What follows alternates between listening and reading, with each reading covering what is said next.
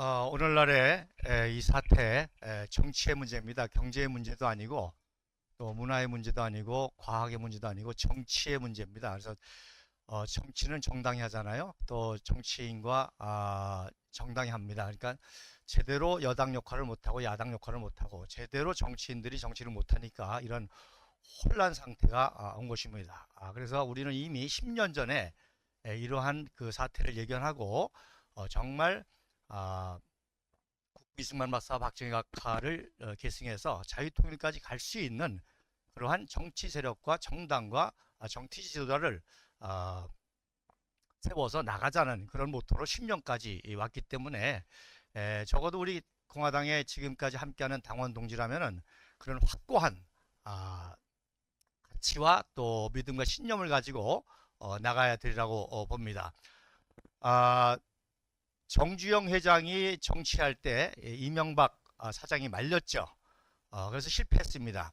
아무리 똑똑한 경제인도 정치계에 들어와서 쉽게 그렇게 정치를 하기가 쉽지 않고 정치 문제를 해결할 수가 없습니다. 결국 이명박은 이제 서울시장을 거쳐서 그래서 대통령까지 했지만 결국 경제인 출신의 그 대통령의 아주 허약한 모습을 봤고 또 어떤 의미에서 탄핵의 제1차 탄핵의 뿌리가 퇴임 후 이명박이 아니었냐라는 것을 여러분도 알 수 있고 지금 또다시 이제 제2의 탄핵 전국에서 또 대선 후보들이 이명박을 찾아가는 그런 모습을 볼 수가 있습니다.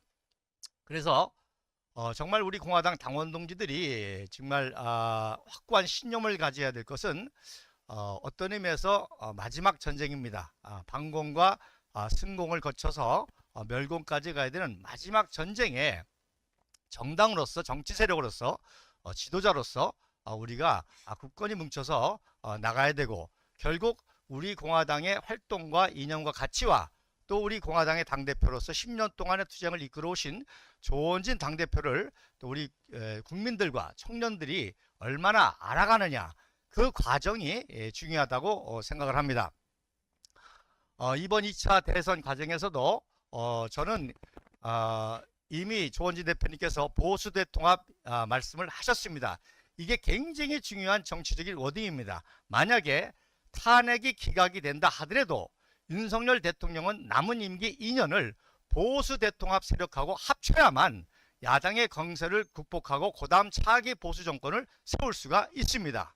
그래서 보수 대통합이 중요한 것입니다. 그 다음에 두 번째로 만약에 조기 대선이 될 경우 당연히 보수 대통합의 후보를 세워서 이재명을 이겨야 되는 것이 현실 정치의 핵심입니다. 그 다음에 또 부정선거의 문제가 해결되지 않고 모든 것을 장악한 언론, 방송, 선관위 모든 걸 장악한 이재명이 조기 대선에서 이길 수도 있습니다. 우리는 정치인으로 그것도 대비해야 됩니다. 그때도 역시 보수 대통합을 통해서 정말 생명 걸고 우리가 피트지게 싸워야 될 우리의 사명이 있다는 것입니다. 제가 교육원수원장으로서 또 교육적 입장에서 말씀드리자면 4.19 얘기 많이 하시는데 요즘에 또 이렇게 상황이 되니까 4.19 얘기 많이 하시는데 4.19 학생 의거입니다. 혁명이 아닙니다. 4.19 학생 의거를 누가 해결했습니까? 국부 이승만 박사가 해결했습니다. 국부 이승만 박사가 학생들의 부정에 대한 것을 인정해주고 그 정의감을 인정해주고 이런 혼란한 사태를 내가 수습해야 되겠다. 하야라는 것을 통해서 그리고 허정을 외무부 장관으로 임명하고 내각 수반으로 임명해서 국민이 원하고 야당이 원하는 내각제 개헌을 해서 새로운 정권을 만들으라고 이승만 박사님이 해결하신 겁니다. 즉 4.19 혁명을 경제인 해결한 것도 아니고 정당인 해결한 아니고 바로 지도자 국부 이승만 박사 탁월한 이런 책임 정치를 한 분이기 때문에 해결된 겁니다. 자, 그래서 내각 정권이 들어섰는데 8개월 만에 나라가 망했죠. 군인들이 전방에서 제2의 적화통일을 당할까봐 불안해서 군인들이 못 살 정도였습니다. 그 당 상황이 제가 계속 말씀드리지만 그 상황을 해결한 게 누굽니까? 박정희라고 하는 탁월한 혁명의 지도자가 나왔기 때문에 그 사계를 해결한 겁니다. 누누이 말씀드리지만 그 당시에 젊은 장교들이 이알림 장군에게 박병건 장군에게 혁명을 하라고 편지를 하고 막 할 정도였습니다. 그래서 여러분 아시는 것처럼 혁명이라는 것이 정말 생명만 거는 것이 아니라 성공하면 다행이지만 패배했을 때는 패가 망신되기 때문에 아무도 나서지 못할 때 박정희 장군이 생명을 걸고 혁명을 성공한 거죠. 이번에도 저는 굉장히 지금 어떤 의미에서 안타깝고 불안한 게 많은 사람들이 이제 청년들이 들어일고 일어나고 뭐 세이브콜이 일어나고 전국이 일어나니까 만약에 탄핵의 기각이 되면 혁명적 상황이 일어날 거다. 혁명의 상황이 일어나면 뭐예요? 그걸 누가 지도합니까? 손영보 목사님이? 전한길이가? 정광훈이가? 권영세가? 그 혁명적 상황을 리더해서 정치적으로 뭔가 바꿀 수 있다고요? 없잖아요. 심각한 겁니다 지금. 저는 조원지 대표님도 그런 고민을 지금 심각하게 할지 모르지만 이번에는 어르신 5명이 아니라 청년 50명도 죽을 수 있는 상황이 올 수가 있다는 겁니다. 저들이 내란으로 계엄을 몰아갔기 때문에, 그리고 저기는 헌재 이번 판결문까지도 저는 예상할 수가 있습니다. 현재 판결문에는요 내란하고는 아무 상관없습니다. 그렇게 중요한 대통령의 권한인 계엄을 절차, 국무회의 절차를 제대로 밟았느냐, 거기에 힘이 있으면 큰 타격입니다. 그 다음에 전시와 전시에 준하는 조건, 이거는 해석의 문제거든요. 그런데 거기에 준하지 않는 무리한 계엄을 해서 국론의 분열을 가져왔고 국정을 혼란하게 왔기 때문에 파면이다. 간단합니다. 내란은 이제 형사 재판으로 들어가는 문제가 되고, 그랬을 때에 혼란한 상황이 왔을 때 그거를 정말 책임질 수 있는 정치 지도자가 누구냐, 이런 어려운 상황을 극복할 수 있는 지금 누구냐, 우리는 거기에 고민을 하고, 그래서 우리 공화당이 거기에 중요한 역할을 하고 우리 조원지 대표님이 그러한 역할을 할 수 있도록 우리가 더욱 일치 단결해서 나가야 된다는 것입니다.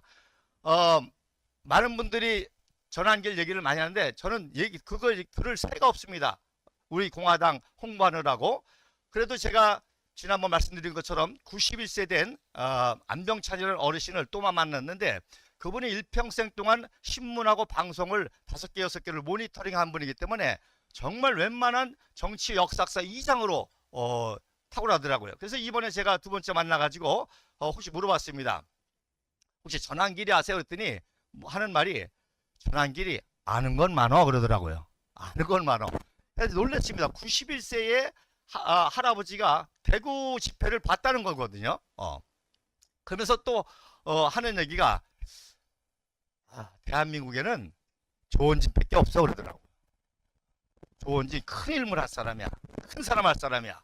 그래서 저도 좀 어떻게 조원진 대표님을 대통령으로 만들려고 합니다. 그랬더니 씌우고 져서 그런데 힘들지 그러더라고요.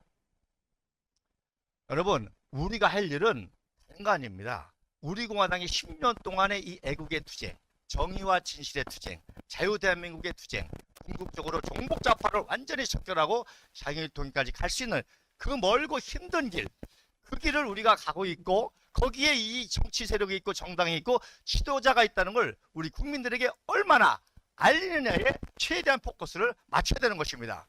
제가 어제 이번 집회 때 기차 타고 올라오면서 수원에서 서서 오는데 여학생 발밑에 신용카드가 떨어졌더라고요. 그래서 내가 그걸 주워서 주니까 자기 거라고 고마워하더라고요. 그러면서 지갑에 넣으면서 이종 보통 면허 얘기를 해요. 그래서 제가 그걸 대화를 또 이끌었죠. 사실 내가 해외에 있었는데 일종 면허가 있었는데 모르고 적성 검사를 안 받아가지고 무면허로 경찰한테 잡힌 적이 있다. 그런데 경찰이 하는 말이 여러 가지 사정으로 내가 봐줄 수 있지만 저기 옆에 있는 요즘의 청년 결창들은 의경들은 청년배 생각해서 안 통한다는 거예요. 그래가지고 할 수 없이 무면허로 제가 검찰까지 갔습니다. 그러면서 그 얘기해 주면서 참 우리 요즘의 청년들이 이렇게 내가 그렇게 어려움을 당했지만 우리 청년들이 이렇게 청렴 결백하고 조급하고 어렵다는데 소망을 느꼈다.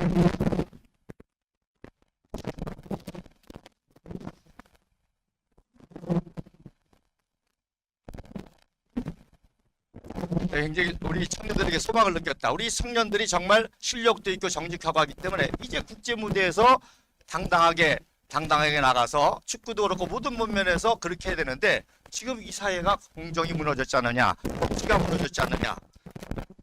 정정당당하게 공부해서 실력을 쌓아가지고 검찰총장도 하고 장관도 해야 되는데 이거 뭐 이재명이 야당에 잘 보여야만 하는, 이렇게 되면은 여러분 이제 진로가 막히지 않느냐. 선관위가 3,000명이라는데 1,300명이 인맥으로 들어갔다는데 여러분의 길이 막히지 않느냐.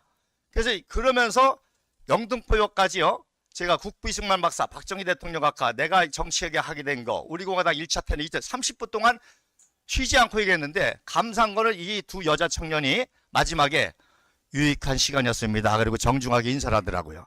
여러분, 제가 1호선 종점이기 때문에 신창에서 매일 여기 오려면 왕복 5시간 전철을 탑니다. 전철에 수많은 사람들을 봅니다. 제가 선교사고 목사였을 때는 저 사람이 예수를 믿나 안 믿나 전도대상자로 봤는데, 정치를 시작하니까 다 유권자로 보여요. 저 사람은 누굴 찍을 것인가. 여러분, 지금 우리가 환상을 보고 있는지 모릅니다. 뭐 광주에서 3만 모였다? 여러분, 그렇지 않습니다. 전철에 탄 수많은 사람들, 거기에 대부분은 정치에 무관심한 사람이고 또 종북좌파들이 많이 있고, 그리고 정말 이 대한민국 자유, 정의, 수호, 여기에 깨있는 사람들은 극히 소수입니다. 청년들도 마찬가지입니다. 다만 이번에 청년들을 통해서 우리의 전선이 확대됐다는 거예요. 그 확대된 전선과 우리 공화당과 정치도가 만날 때 차선과 최선을 통해서 우리 역사가 나갈 수 있다는 겁니다. 그런 장기적인 안목을 가지고 우리가 인내하고 끈기를 가지고 인내하고 나가야 될 줄로 믿습니다. 감사합니다.